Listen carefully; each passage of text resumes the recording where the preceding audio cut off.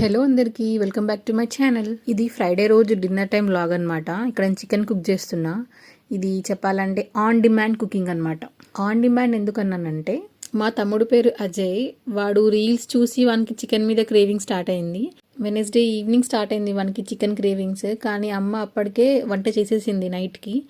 And నిన్న Thursday, నిన్న నేను తినను, సో అందుకోసమని నేను తిననని తేలేదు.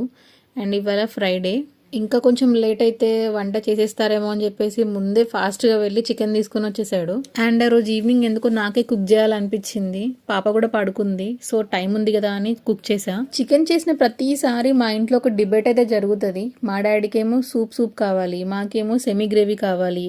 సో మీ ఇంట్లో కూడా అంతేనా? మీరే కేటగిరీయో కమెంట్ చేయండి. పెద్దగా వెరైటీ ఏం చేయలేదు, కర్రీ చాలా సింపుల్గా చేశాను, కానీ బాగా కుదిరింది. ఫైనలీ వాడి క్రేవింగ్ తీరింది. క్రేవింగ్ వాడిదైనా మేమందరం కూడా మంచిగా తిన్నాం చికెన్. Bye bye.